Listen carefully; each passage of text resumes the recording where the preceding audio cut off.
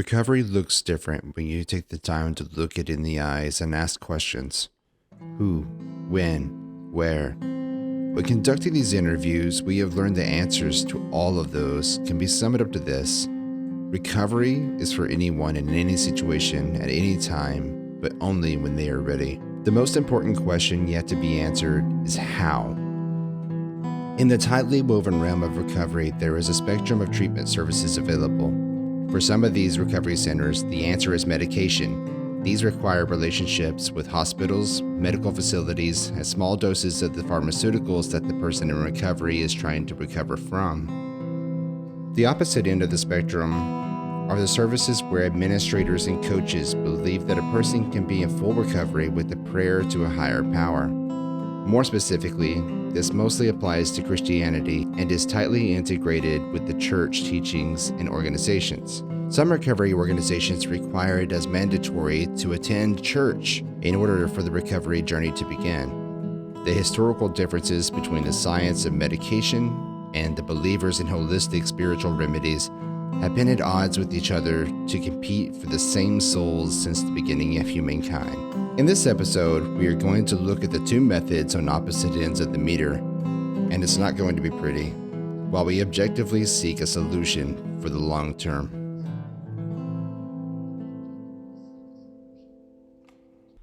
From the ancient healers of antiquity to the modern-day practitioners, the clash between these two paradigms has shaped the landscape of recovery services. The narratives of miraculous healings within religious texts such as the Bible add layers to the discourse, imbuing the belief that spiritual attunement could transcend physical and mental maladies. Faith is defiant in the face of science, and science has yet to disprove faith, so let's start with the believer's healing. Historically, spiritual practices have played a significant role in addiction recovery for many individuals, providing a sense of purpose, community, support, and guidance. However, the effectiveness of spiritual practices alone may depend on factors such as the individual's belief system, the strength of their faith, and the level of support they receive from the religious community. On the other hand, medical treatment for substance abuse often involves evidence-based interventions such as medication-assisted treatment, counseling, behavioral therapy, and support groups. These approaches have been extensively studied and have demonstrated varying degrees of effectiveness in helping individuals achieve and maintain recovery. It's essential to recognize that successful recovery outcomes are multifaceted and can be influenced by a combination of factors, including the severity of addiction, the presence of co-occurring mental health disorders, access to treatment resources, social support networks, and individual motivation.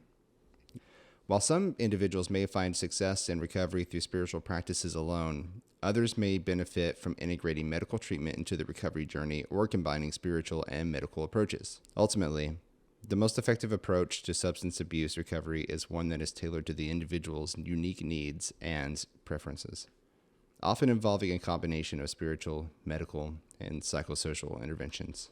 There are numerous accounts throughout history of individuals experiencing physical effects due to their strong beliefs or convictions. One famous example is that of stigmata, where individuals exhibit wounds or marks resembling those of the crucifixion of Jesus Christ. One notable case is that of St. Francis of Assisi, a 13th century Italian friar who is said to have experienced stigmata, including wounds on his hands and feet resembling those of Jesus. These marks were believed by followers to be a sign of Francis's deep spiritual connection with Christ and his willingness to suffer for his faith. Another example of this phenomenon is known as psychosomatic illness, where physical symptoms manifest as a result of psychological factors such as stress, anxiety, or belief. This can range from experiencing pain or discomfort or more severe conditions, such as paralysis or blindness, all without an underlying physical cause. While some may attribute such experiences to divine intervention or spiritual significance, others view them through the lens of psychology and suggest that the power of belief and suggestion can have profound effects on the body's physiology. Regardless of the interpretation, these instances underscore the intricate relationship between mind, body, and belief in shaping human experiences and perceptions of reality.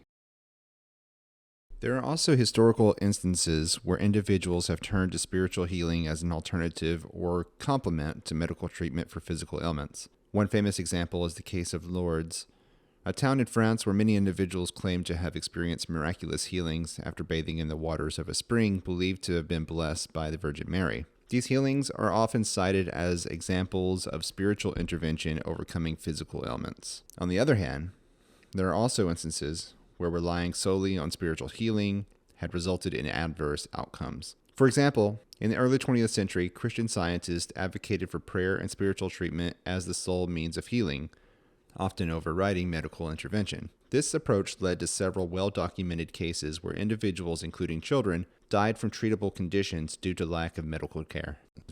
These contrasting examples highlight the complexities and ethical considerations surrounding the intersection of spirituality and medical treatment, underscoring the importance of informed decision-making and the integration of both approaches when seeking healing and wellness. In recent years, there have been legal and ethical debates surrounding cases where individuals, particularly children, have died because their parents withheld medical treatment due to religious beliefs.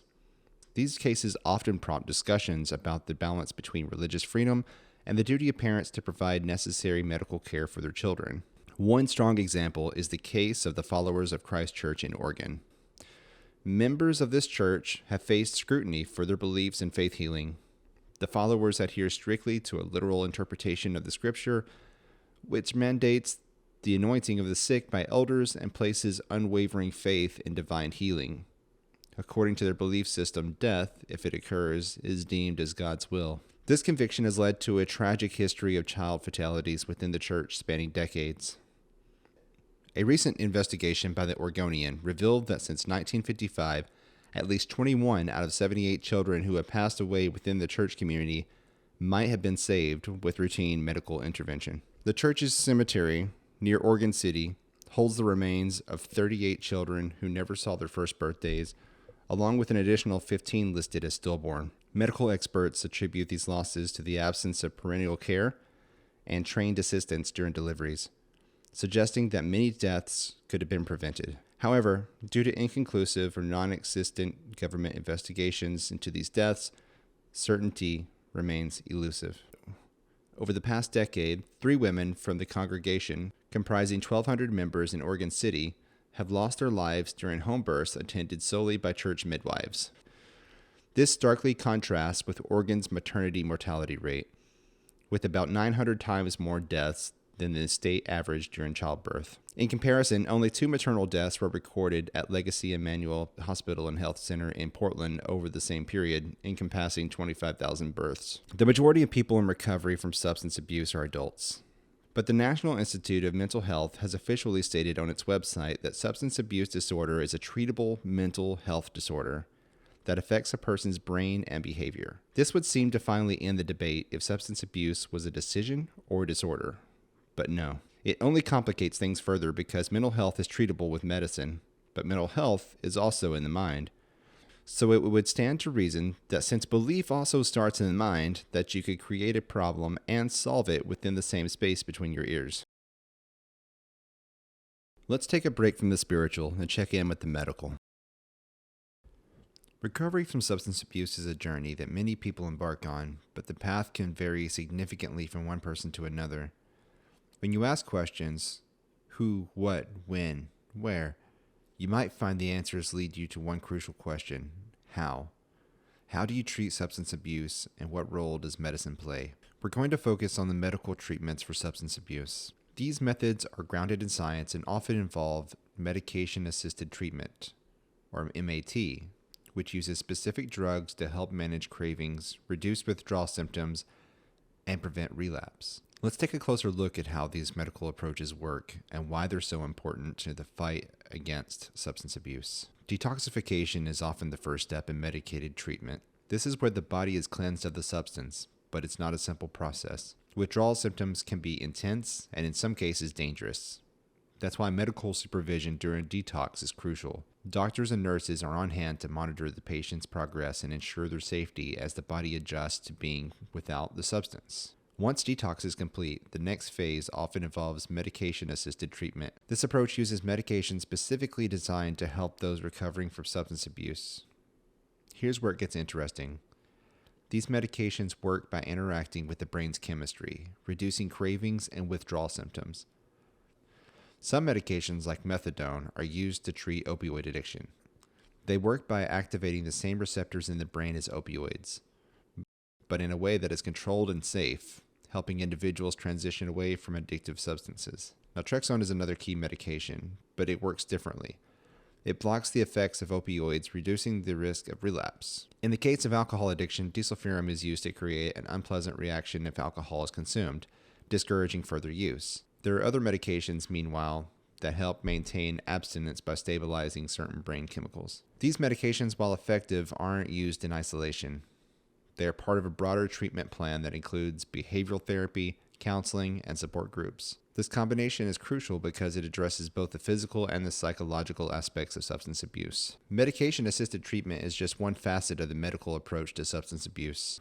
Inpatient programs offer a structured environment where individuals can focus on their recovery with the constant medical supervision. Outpatient programs allow people to receive treatments while living at home, providing flexibility for those who can't commit to a residential program. Ultimately, the medical approach to substance abuse is about finding a balance. It's about providing the right medications, the proper support, and a comprehensive treatment plan that addresses the needs of each individual. As with any medical treatment, most medications are tested on animals like mice.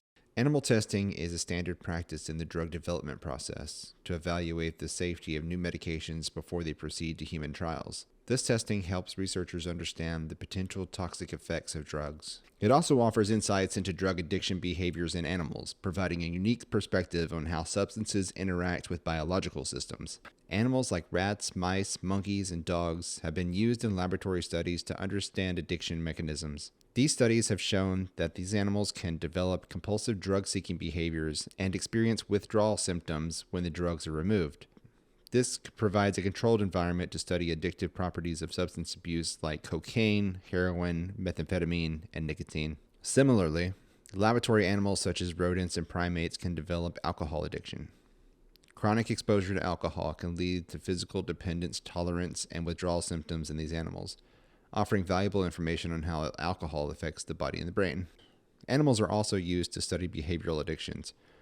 For example, some studies have shown that rats can become compulsive gamblers when exposed to gambling-like activities, demonstrating the potential for addiction beyond substance abuse. In the wild, some animals naturally seek out psychoactive substances, like elephants consuming fermented fruits or reindeer eating psychedelic mushrooms. These observations can offer insights into substance use behaviors and the natural mechanisms that might curb them. Despite the valuable data derived from these studies, it's crucial to consider the ethical implications of animal testing. Researchers must ensure animal welfare and question how applicable the findings are to humans. Additionally, while animals in laboratory settings may exhibit addiction behaviors, their environment is controlled, which is different from the complex social and psychological factors that influence human addiction. In the wild, animals that become addicted to substances can self-recover in different ways. Animals might shift their dietary preferences to psychoactive substances that become scarce, or if new food sources are introduced. This reduction in exposure can lead to a natural recovery. Over time, animals can develop a tolerance to certain substances or evolve mechanisms to reduce their sensitivity, reducing the impact of addiction. The social structure within animal groups can impact substance use behaviors. Changes in hierarchy, peer influence, and social norms might lead to a reduction in substance use. Over time, natural selection may favor traits that help animals cope with environmental changes. Studies have found that animals in the wild who become addicted to substances can self-recover, and it has a lot to do with where they are, who they're around, and what they do. Interestingly, these factors also align with human recovery. Changing location, social circles, or conditions can lead to recovery, demonstrating that both in animals and humans, recovery often involves multiple interrelated factors. Substance abuse recovery itself is far from a new idea. Some of the earliest substance abuse recovery options in history date back thousands of years. In ancient Greece and Rome, individuals struggling with alcoholism were sometimes treated by priests who would invoke the aid of gods, the deities associated with wine. These treatments often involved rituals, prayers, and sacrifices aimed at appealing the divine powers for healing and deliverance from addiction. During the early centuries of Christianity, monastic communities played a significant role in providing refuge and support for individuals struggling with various forms of addiction. Monks and nuns offered spiritual guidance and discipline to those seeking recovery from substance abuse. Indigenous cultures in North and South America have a long history of using natural remedies, rituals, and ceremonies to address substance abuse and addiction. Native American practices such as sweat lodge ceremonies, vision quests, and the use of medicinal plants like peyote have been employed for healing and spiritual purification. In Islamic history, the teaching of the Quran has been used to guide individuals struggling with addiction. Islamic scholars and leaders have emphasized prayer, repentance, and seeking support from the community as essential elements of recovery from substance abuse. These early approaches to substance abuse recovery often integrated spiritual, communal, and holistic elements, recognizing the interconnectedness of the mind, body, and spirit in the healing process. While these methods may differ from modern clinical interventions, they laid the foundation for contemporary approaches to addiction treatment and recovery. Many modern religions embrace both spiritual practice and science, recognizing that they can coexist harmoniously and provide different perspectives in understanding the world and human existence. Catholicism, Buddhism, Judaism, and Islam understand the deepening of faith through the exploration of science. While we have explored two extremes of the spectrum, most recovery services typically use a blend of belief and science. The varying results and the complex nature of substance abuse contribute to the ongoing debate and the lack of consensus on the definitive way to treat substance abuse. It's a multifaceted issue influenced by biological, psychological, social, and environmental factors. As a result, what works for one individual may not work for another, and there is no one-size-fits-all approach to treatment. The diversity of approaches to substance abuse treatment reflects the recognition that different individuals may respond better to different interventions based on their unique needs, preferences, and circumstances. Some may find success with traditional 12-step programs that incorporate spiritual elements, while others may benefit more from evidence-based medical treatments such as medication-assisted therapy or cognitive behavior therapy. Additionally, the field of addiction treatment is continually evolving as new research emerges, leading to advancements in understanding addiction mechanisms and refining treatment approaches.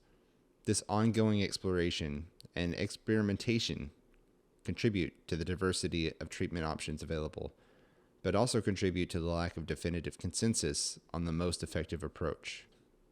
If two different recovery services use opposite methods from each other, but both have a success rate of over 50%, which one is the right way to treat substance abuse? Ultimately, the best approach to treating substance abuse involves tailoring treatment plans to individual needs, considering factors such as the type and severity of addiction, co-occurring mental health disorders, past treatment experiences, social support networks, and personal preferences.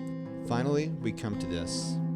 Surely this podcast episode isn't the first time that someone conclusively found that treatment has to be tailored to an individual but can still be administered on a large-scale basis.